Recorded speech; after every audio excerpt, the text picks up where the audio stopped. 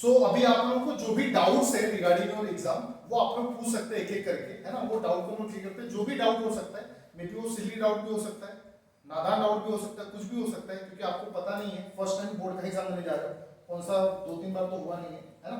किसी का है क्या 2-3 बार नहीं है ना, तो फिर एक एक करके डाउट पूछ सकते हैं। हाँ पूछो सर, एग्जाम होने के बाद उधर रुकने का नहीं करना है? नहीं, एग्जाम हो जाने के बाद से जब भी ये सेंटर पे डिपेंड करता है कि अगर मान लीजिए 2 घंटे का पेपर है ना, और 1 घंटे में आपका एग्जाम हो जाता है, तो आप लोगों को क्या उधर बैठा के रखते हैं, वो डिपेंड ऑन द सेंटर रहता है। अगर वो सेंटर डिसाइड करेगा तो भेज भी सकता है, वरना आपको बोलता है नहीं पेपर दे दो, बैठ के सो जाओ या कुछ करते रहो, शांति रखो, उधरी आंख बंद करके हेड डाउन करके बोलते हैं सो जाओ। जनरली तो हेड डाउन करके बोलते हैं सो जाओ। क्लियर है। और कुछ सेंटर ये क्या करता है, घर पे भेज देता है। क्यों? उनको पता बैठेगा साला परेशान करेगा, 10 लोगों को बताएगा, 10 लोग से पूछेगा, पेपर देने के बाद से बताएगा, ये पूछेगा तो है नहीं। ये पॉसिबिलिटी वैसे होता है। ठीक है, नेक्स्ट नरेश क्या डाउट था?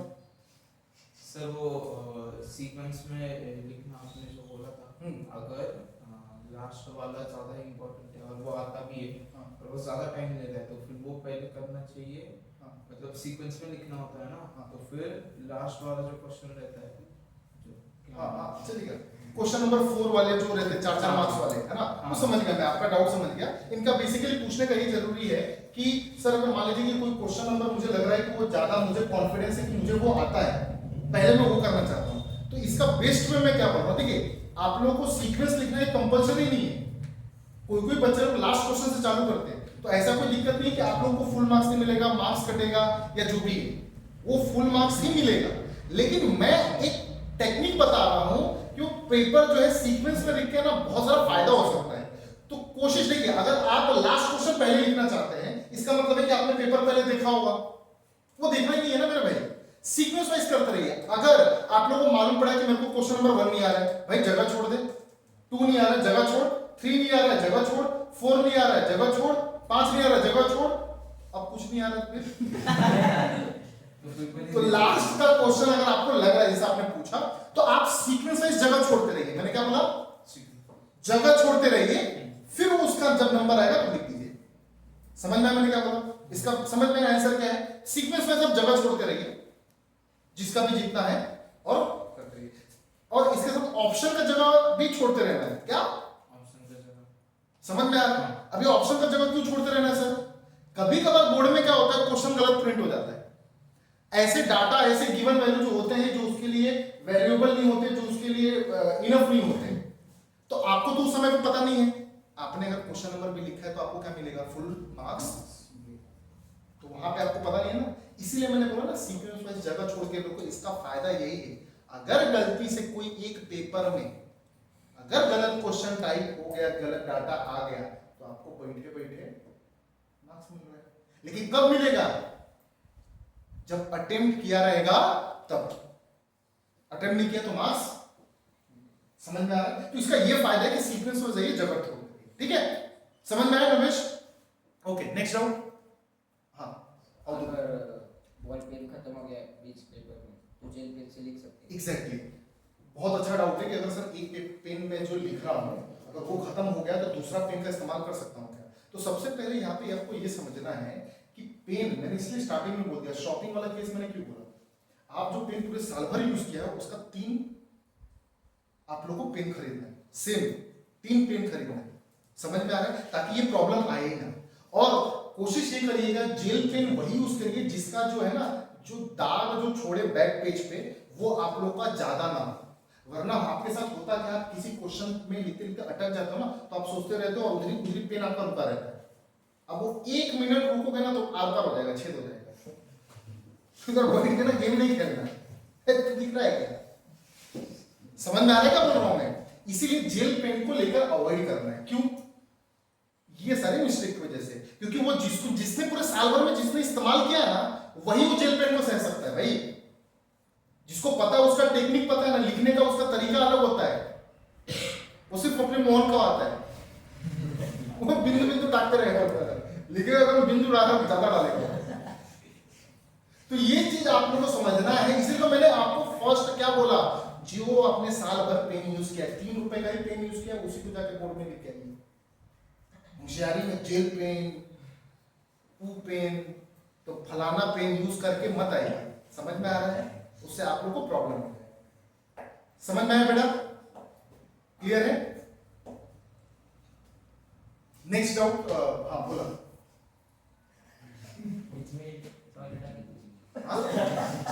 एक सेकंड उसको बोलने दो। हाँ बीच में अगर वॉशरूम आ गए यू कैन गो इजीली। आप पूछो सर मैं गो टू टॉयलेट, आप जाके उनके पास में पूछो, कान में बोलो, इशारा कर दो, एक दो जो भी है आप जो है उनसे पूछ के आप जा सकते हो, कोई दिक्कत नहीं है ना। ये प्रीमाइसेस है, आपको कभी भी एनी टाइम जा सकते हो, है ना। अगर आप ये सोच रहे हो कि कॉपी के प्लानिंग से 4-4 का ग्रुप जाएगा, बहुत सारे सेंटर में स्टाफ रहता है, उनका प्यून रहता है, वो साथ में जाता है कि एक ही आदमी जा रहा है ना। समझ में आ रहा है? तो वो सारी चीजें आप जा सकते हो पूछ के, कोई दिक्कत नहीं। बहुत अच्छा डाउट पूछा है ना।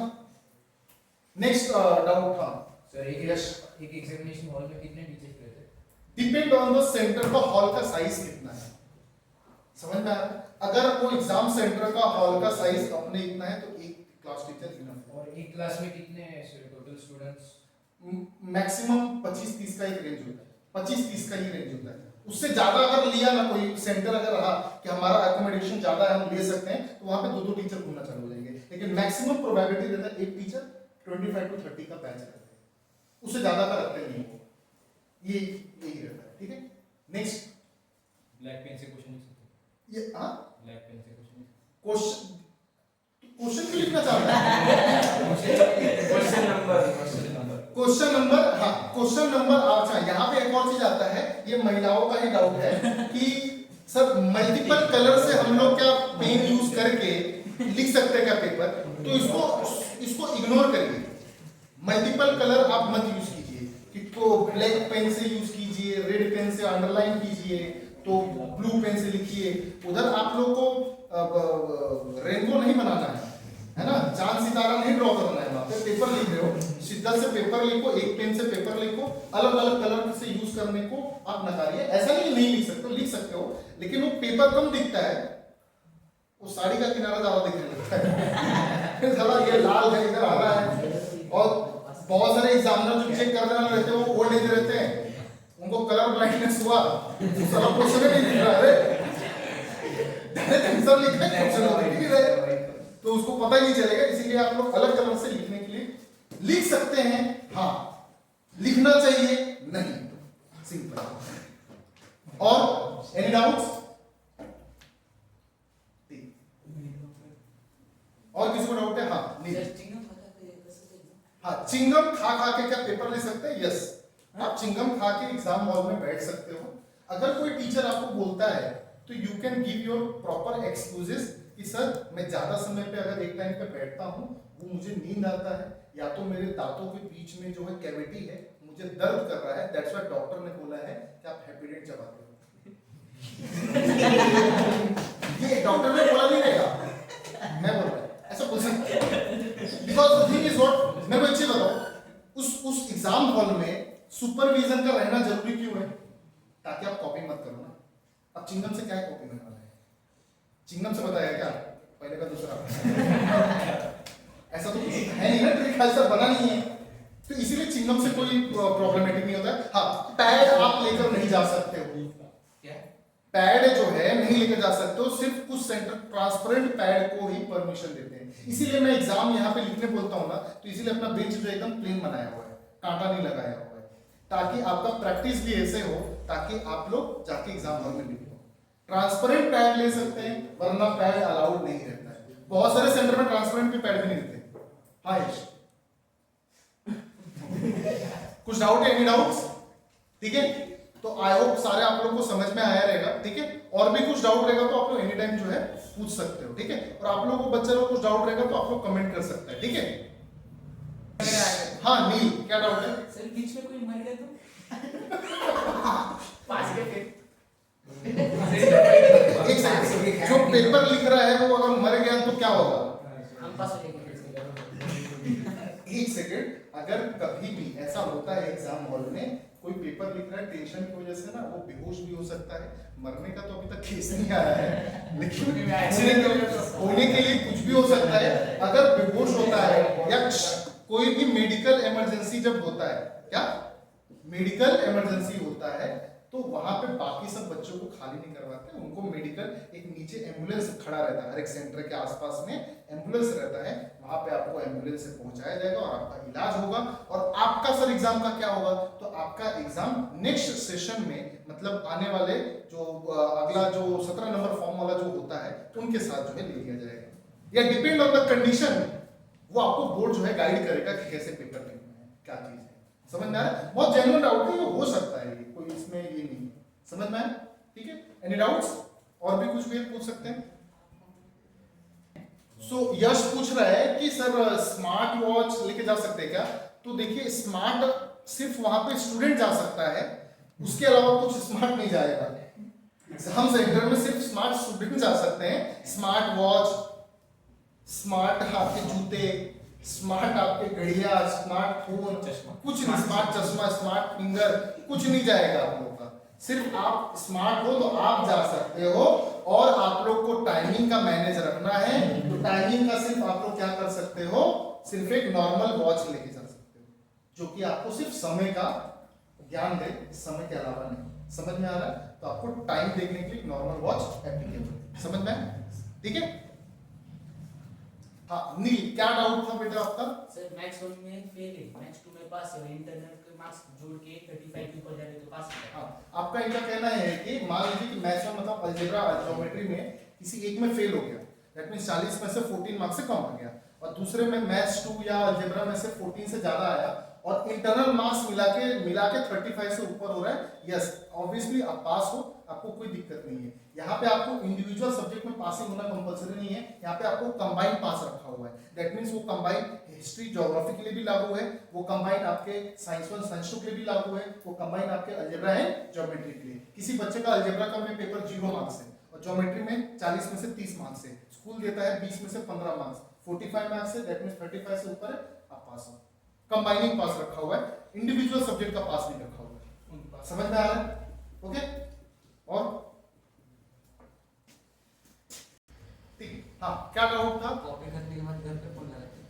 कॉपी करने के बाद घर पे फोन लगाते हैं क्या?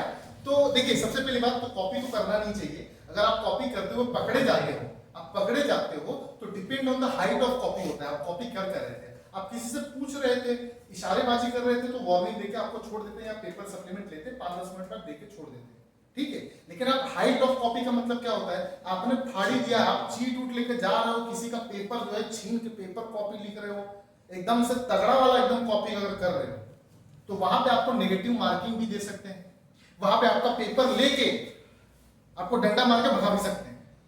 वहां पे स्क्वाड रहते हैं, स्क्वाड वाले को बुला के उठा के लेके जा भी सकते हैं, और लेके जाने के बाद से ऑफिस में वो पेरेंट्स को भी बुलाएंगे, सब कुछ कर सकते हैं। इसीलिए कोशिश ये कीजिए कि कॉपी से बचें आप, और कॉपी थोड़ा बहुत ठीक है कर रहे हो तो इशारेबाजी से करें, ये सब आप गंदा हरकत ना करें, ठीक है।